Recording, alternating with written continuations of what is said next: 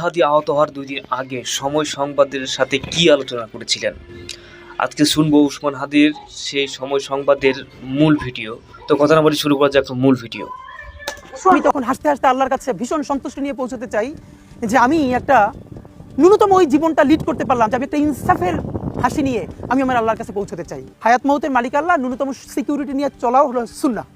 কিন্তু আমাদের লড়াইটা হলো, আমার মা স্বাভাবিকভাবেই কান্নাকাটি করেন, আমার পরিবার সবাই। তো আমি আমার মাকে বলেছি যে দেখো, মানে আমরা যে লড়াই নেমেছি, আমার একটা মনে হয় কি কোনো রাজনীতিবিদের না বাসায় মৃত্যুটা হইতে পারে না, এটা কোনো ভালো মৃত্যু না। যিনি রাজনীতি করেন, যিনি লড়াই করেন, যিনি বিপ্লবী, যিনি সংগ্রামী, তার মৃত্যুটা হবে একটা সংগ্রামের মধ্য দিয়ে, একটা রাজপথ, একটা গ্লোরির মৃত্যু। আমি তো ভীষণভাবে প্রত্যাশা করি, আমি ছোটবেলা থেকে এই স্বপ্নটা দেখি, অনেক জায়গায় বলেছি যে একটা তুমুল মিছিল হচ্ছে অন্যায়ের বিরুদ্ধে, সেই মিছিলের সামনে আমি আছি, কোনো একটা বুলেট এসে আমার বুকটা হয়তো বিদ্ধ করে দিয়েছে, এবং সেই মিছিলে আমি হাসতে হাসতে আমি শহীদ হয়ে গেছি। এবং সবাই যখন মৃত্যুটাকে ভীষণ ভয় পায়, আমি তখন হাসতে হাসতে আল্লাহর কাছে ভীষণ সন্তুষ্টি নিয়ে পৌঁছতে চাই যে আমি একটা ন্যূনতম ওই জীবনটা লিড করতে পারলাম, যে আমি একটা ইনসাফের হাসি নিয়ে আমি আমার আল্লাহর কাছে পৌঁছতে চাই। সুতরাং আগামী 50 বছর বাঁচলাম।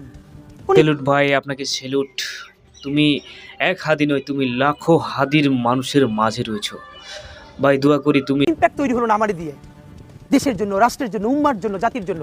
কিন্তু আমি ধরেন 5 বছর বাঁচলাম, সেটার মধ্য দিয়ে যদি আগামী 50 বছরের ইম্প্যাক্ট তৈরি হয়, তাহলে অনেকদিন বেঁচে থাকায় কি সাফল্যের বলেন?